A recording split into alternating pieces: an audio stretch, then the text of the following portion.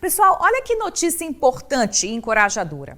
O número de mulheres, não só mulheres, o número de pessoas buscando orientação jurídica sobre pensão alimentícia tem aumentado cada vez mais. Aqui no estado, na última semana, o número triplicou. Só esse ano, mais de 6.000 pessoas pediram pensão alimentícia aqui no estado. Isso mostra que, mesmo com medo, com insegurança, as pessoas estão correndo atrás, né, pessoal, dos direitos. E é fundamental a gente entender que procurar ajuda especializada pode fazer toda a diferença para garantir, a gente está falando dos direitos de crianças e adolescentes, que são garantidos por lei. E tem outro detalhe importante nessa história: o não pagamento da pensão estabelecida pela Justiça pode acarretar em prisão. Para a gente ter uma ideia, aqui no Espírito Santo, 32 pais estão presos porque não pagaram pensão. Disso de acordo, esse dado quem traz para a gente é a Sejus, a Secretaria de Justiça. Deixa eu sentar aqui para a nossa mesa de café, porque para essa conversa a gente recebe a defensora pública Mariana Sobral, que vai esclarecer, vai tirar aí todas as nossas dúvidas. Doutora Mariana, bem-vinda, bom dia. Bom dia. Que bom que você está aqui. É um prazer estar aqui para poder auxiliar e levar informação para a população. A informação nos empodera. Com certeza.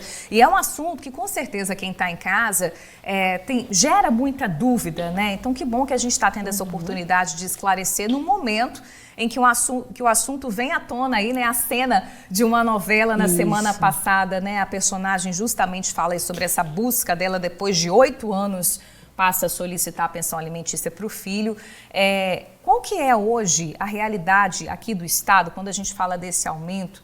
Quem são as pessoas que estão em busca da pensão alimentícia hoje, doutora Mariana? Então, a maior parte das pessoas que buscam pensão alimentícia são mães. Mães solos, que ficam responsáveis pelo cuidado dos filhos. Nós sabemos que essa é a realidade brasileira. Então, claro que um pai também pode assumir a responsabilidade para seu filho, mas isso é uma minoria. Quando o pai assume a responsabilidade, é o pai que vai buscar essa pensão, ou até mesmo os avós. Mesmo quando nós falamos de avós que assumem a responsabilidade, essa responsabilidade recai em sua grande maioria a figura da mulher, da avó materna ou paterna. Pois é, e como que funciona, doutora Mariana, na prática, o atendimento da Defensoria Pública aqui do Estado no auxílio de quem quer dar entrada nesse pedido de pensão? Então, o atendimento da Defensoria Pública ela não é para todas as pessoas que querem ter orientação jurídica. A Defensoria Pública não é como o direito à saúde, por exemplo. A Constituição prevê que quem tem direito à assistência jurídica gratuita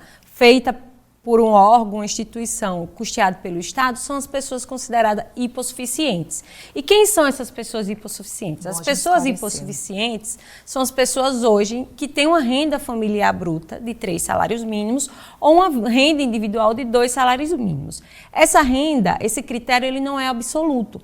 Existem pessoas que podem ser caracterizadas numa vulnerabilidade que não é só econômica. Por exemplo, uma mulher vítima de violência doméstica, uma pessoa que está em uma situação de violência diversificada. Então, essas pessoas, elas podem ter o atendimento da Defensoria Pública, mesmo não se enquadrando no critério da renda. Esse critério ele também pode ser diminuído, como pessoas que têm um gasto extraordinário, uma família muito, muito grande, por exemplo, um gasto com saúde, comprovando esses gastos, podem ser feitas exceções para atendimento pela Defensoria Pública. Agora, a gente está falando, né, de um direito que muitas vezes as famílias precisam recorrer à justiça para garantia desse direito, né, de crianças, de adolescentes. Não é um problema para que essas mães, principalmente, recorram à Defensoria Pública ou à Justiça, e há muito esse receio por parte de algumas famílias. Poxa, mas eu tenho um relacionamento tão bacana aqui com o genitor da minha filha, do meu filho, não vou entrar na Justiça, mas as pessoas precisam entender que acionar ali a Justiça de certa forma, garantir que a pensão ela venha ali, esse auxílio certinho todo mês, né, doutora? Justamente. Qual é o problema de você não ter a fixação através de uma decisão judicial? É a impossibilidade de cobrança no caso de atrasos. Existe, eu acho que não é só não querer ir atrás, né? Muitas mulheres estão inseridas em relações no passado que se perpetua de violência psicológica, moral, e tem medo até mesmo de buscar o direito que não é dela, o direito é do filho dela, é o direito da criança. É garantir que não só o sustento, quando a gente fala alimentos, a gente pensa nos alimentos, mas não é só o alimento. Nossa, é o bem-estar, né? É o lazer, é a roupa, é a possibilidade de ter um tratamento de saúde, por exemplo, que não está sendo coberto pelo sistema de saúde público. Então, assim, é o direito da criança. Então, a necessidade de fixação vai além de uma boa relação com o genitor. Se por acaso existe essa boa relação, pode ser feito, por exemplo, um acordo entre eles e homologado na justiça para que, caso haja alteração dessa relação ou até mesmo uma dificuldade de pagamento que prejudique o sustento da criança, essa mãe possa exercer o seu papel enquanto responsável pelaquela criança e cobrar que esse valor seja pago. Agora, doutora Mariana, o que acontece quando o responsável não paga a pensão? Vamos lá. Como eu disse, essa pensão precisa estar fixada ou por um acordo extrajudicial, com os requisitos legais, ou através de uma decisão judicial. A partir do não pagamento, a genitora ou o genitor, o responsável pela criança que detém a guarda, deve procurar um advogado ou a defensoria pública para entrar com a ação de execução de alimentos. A ação de execução de alimentos, ela tem 2 ritos, ou seja, ele pode seguir 2 caminhos distintos. Um é pelo rito da prisão e o outro é pelo rito de constrição de bens, que seria o quê? Procurar bens ou dinheiro, valor em conta, para poder quitar essa dívida. Quando a gente traz esse dado, se a gente puder até colocar o Jornal A Tribuna, a edição do Jornal A Tribuna dessa quarta-feira, traz esse dado importante para essa conversa que a gente está tendo, né, doutora Mariana? 32 pais estão presos por não pagarem a pensão a filhos. E aí a gente está falando também, destaque que veio aí à tona nessa semana da Ana Hickman, que solicitou ali, né, a prisão do ex-marido Alexandre porque ele não estaria pagando a pensão do filho, né? É triste a gente ver que a situação chegue até este ponto, mas é necessário que essas famílias corram atrás do que é de direito. Agora, muitos pais também, além de não pagar a pensão, eles atrasam a pensão. Isso aí pode gerar também a prisão, por exemplo? Sim. A partir do primeiro mês de atraso, a pessoa já pode procurar a orientação jurídica, um advogado, como eu disse, ou a defensoria pública, para ingressar com essa ação de execução. E aí, no caso, doutora Mariana, se a pessoa for presa, né, se ela voltar a pagar a pensão, ela já pode ser liberada? Como é que fica essa situação? Então, a prisão por não pagamento de alimentos, ela tem uma durabilidade. A pessoa fica presa por aquela dívida específica por até 3 meses. Mas caso ele deixe de pagar outros meses, ele pode ser novamente decretada a sua prisão. Não é porque ele ficou 3 meses e foi liberado que aquela dívida deixa de existir. O que acontece é a mudança do rito. Aí aquele valor vai ser cobrado através de penhora de valores ou de bens. Perfeito. Agora, existe aí uma fala que muitas pessoas têm, eu não vou procurar a justiça porque demora demais, né? Eu não vou correr atrás disso, mas é preciso que a pessoa entenda que são 2 processos diferentes ali, né? Tem um processo que corre na justiça, tem um trabalho da defensoria pública que vai ajudar nessa orientação. Então é importante que a pessoa não deixe de ir ali procurar, né, o direito. Isso, a demora é a maior reclamação e com certeza é o maior desestímulo mesmo, tirando outros fatores, óbvio que eu já trouxe a questão da própria violência que as mulheres sofrem. Mas a demora é uma questão que traz esse desestímulo mesmo, descrédito, de ver efetivado o direito. Mas eu sempre falo, a gente precisa começar. E a gente começa entrando com a ação, fixando os alimentos e indo atrás. Uma hora você vai ter o seu direito garantido, aquele valor vai acumulando. Às vezes não consegue, porque quando o pai não tem um emprego fixo, para que essa pensão seja descontada direto da folha de pagamento dele, realmente a efetividade demora um pouco mais. Mas às vezes essa situação muda. Então é muito importante que a pessoa vá atrás do direito do seu filho para que dê um pontapé inicial, que é a fixação desses alimentos. Estão chegando algumas perguntas aqui, doutora Mariana. Vou te passar aqui uma pergunta interessante que chegou da Mônica Gomes. Ela é de Cariacica. Obrigada pela participação, Mônica.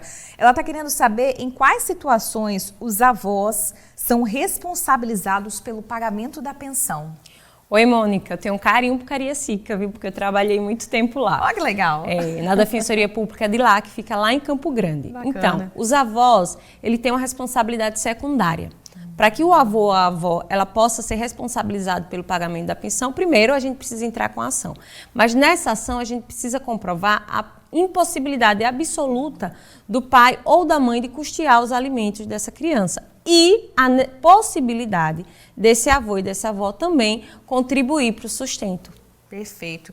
Chegou uma pergunta bacana aqui de uma pessoa que não quer se identificar, mas ela falou o seguinte: minha filha tem uma filha de 7 anos, é a avó justamente que está mandando essa mensagem para a gente, e o pai vive falando que vai registrar essa criança, mas até hoje não registrou. Ele ajuda de vez em quando, já deixou a escola acumular mensalidade e tivemos que assumir. A mensagem dela é bem grande, ela conta aqui a história, falou que o rapaz ficou 2 anos sem pagar a pensão da filha. A gente tem um caso aqui que é muito comum também, né, doutora Mariana? A filha não está registrada no nome desse genitor. E aí, como é que fica essa situação? Então, o primeiro passo é regularizar o registro. É um direito da criança ter na sua certidão de nascimento o registro do seu pai registral, ou a informação do seu pai biológico, né? Caso haja algum tipo de dúvida quanto à paternidade, a pessoa pode, sendo considerada hipossuficiente naqueles critérios que eu trouxe no início da nossa conversa, pode procurar a Defensoria Pública. Quando não tem pai biológico não tem pai registral e havendo consenso entre as partes, o exame de DNA é feito de maneira extrajudicial pela própria Defensoria Pública e sem nenhum custo. Olha, de graça. Então, justamente. Mas caso, no caso dela, pelo que eu entendi, ele já assume responsabilidades e ele não tem dúvida em relação à paternidade. Não. Então, ela realmente precisa que essa paternidade seja registrada e, se ele se negar, ela pode ingressar, por exemplo, com ação de investigação de paternidade para que isso seja regularizado. Agora, doutora Mariana, se, por exemplo, a pessoa fala, tenho dúvida se a criança ele é meu filho, não vou pagar pensão, e se recusa também a fazer o exame de DNA? A outra parte, né, a responsável pela criança, procura a Defensoria Pública ou seu advogado de confiança e entra com a investigação de paternidade. E o juiz determina que seja feito o exame de DNA. Se, por acaso, a pessoa se negar a coletar material, há uma presunção daquela paternidade e, por sem decisão judicial, é declarado que aquela pessoa é pai da criança. Uau, chegando mais perguntas aqui. A Auriane Costa, ela é da Serra, obrigada pela participação. Ela falou o seguinte, cheguei a fazer um acordo com o pai dos meus filhos na frente do juiz.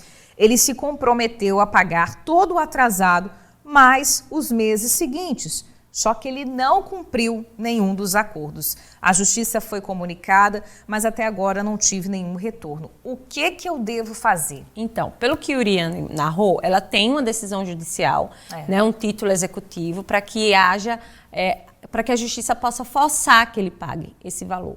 Então, pelo que eu entendi do relato, eu não consigo analisar especificamente o processo em si, já existe uma execução em andamento, porque ela fala... A justiça foi comunicada desse atraso. Se existe uma execução em andamento, quais são os próximos passos? Se a execução está pelo rito da prisão, o pedido de prisão e a decretação de prisão. Se a execução está pelo rito de penhora de bens, porque aí depende do que a gente está se referindo em relação aos valores, aí é ir atrás de bens desses pais. Certo. Qual é a dificuldade nesse caso, que talvez essa seja a angústia? É um processo moroso. Demora. Porque muitas pessoas não têm bens nos seus nomes, não têm dinheiro em conta. Então, isso acaba demorando para que haja uma efetividade, porque a efetividade do pagamento de pensão é o dinheiro na conta da mãe que está sendo responsável pela criação daquela criança. Então, enquanto isso não acontece, não é efetivo a fixação de alimentos. E por isso que há esse descrédito em relação à decisão judicial quando ela é tomada. Isso até me lembra, a senhora está falando aí, eu estou lembrando, a gente até falou sobre isso recentemente, a decisão do Pix Pensão, né? Que de certa forma acho que pode facilitar, né, para essas famílias. O que se tem observado em relação depois? Já está valendo o Pix Pensão? Então, eu não peguei nenhum caso ainda, para ser bem sincera, né? não. Mas deve facilitar, né, essa questão. Na verdade, para ser bem sincera, o melhor cenário é o pai com emprego fixo. E aí a gente vai até para o problema tão debatido e discutido da informalidade dos empregos. Quando o pai tem emprego fixo, é uma beleza, porque a própria empresa é oficiada e desconto e o dinheiro vai direto para a conta da mãe. Então, esse é o melhor cenário. Qualquer outro cenário, assim, porque muitas pessoas, inclusive, até como uma forma de burlar, não recebe o dinheiro em conta. Exatamente. Entendeu? Recebe em espécie. Então, tipo, mesmo com o Pix Pensão, a gente não consegue acessar essas pessoas que não utilizam, por exemplo, a rede bancária. Nossa, gente, olha, a pessoa deixa de receber ali na conta só para realmente não ter que... É difícil. Caramba, que difícil, gente.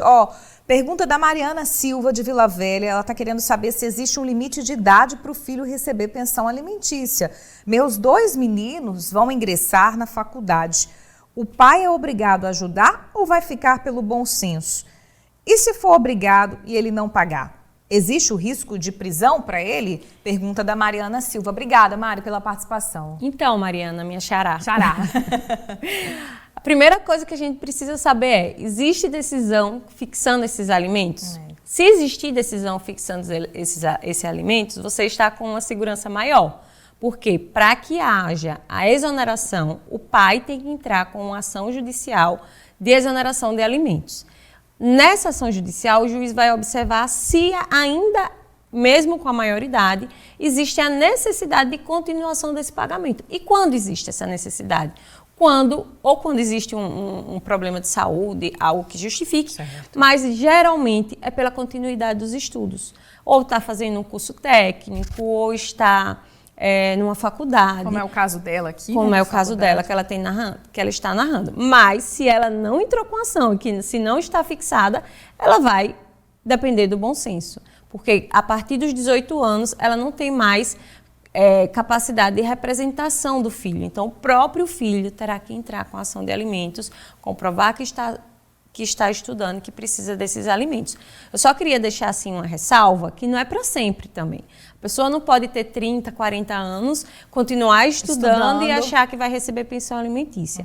A jurisprudência tem colocado um valor uma idade aproximada de 24 anos, a não ser que haja uma situação excepcional. Perfeito.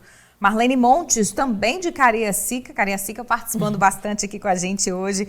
Em relação à guarda compartilhada, doutora, quem é responsável pelo pagamento da pensão? Boa pergunta. Então, existe talvez uma lenda urbana, né, muito colocada pelos próprios pais quando não estão com a residência fixa dos filhos. A guarda compartilhada, há uma partilha, né, como ela mesma fala, da responsabilidade em relação aos filhos, para que hajam decisões conjuntas entre pai e mãe.